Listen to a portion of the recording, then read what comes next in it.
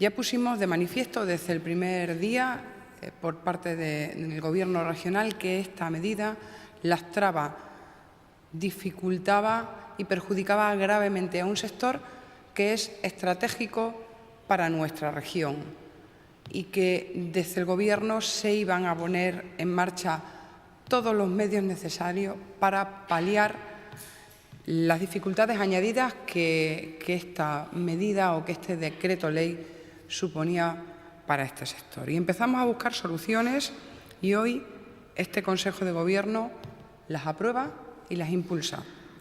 En concreto, hemos aprobado un decreto de subvenciones para el fomento de actividades culturales mediante la reducción del precio de la entrada en espectáculos y en las próximas fechas se aprobará la convocatoria para este año. 500.000 euros, 83 millones de las antiguas pesetas. Este es el punto de partida para este ejercicio, para lo que resta de ejercicio, porque lo que queremos es dinamizar el sector cultural. Es uno de los puntales claves para la recuperación económica. Es una de las bases de nuestra estrategia de especialización inteligente y esto es solo el punto de partida.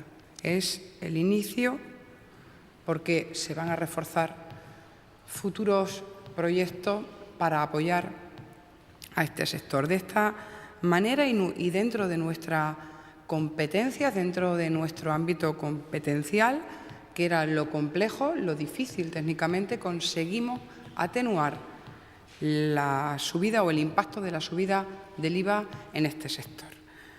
Esta iniciativa surge, como pueden comprobar, como medida protectora de la acción cultural en la región y se lleva a cabo mediante el apoyo decidido de la Administración a las personas físicas y jurídicas que promuevan espectáculos culturales, representaciones teatrales, musicales, coreográficas, audiovisuales y cinematográficas, circos y visitas a monumentos y a museos.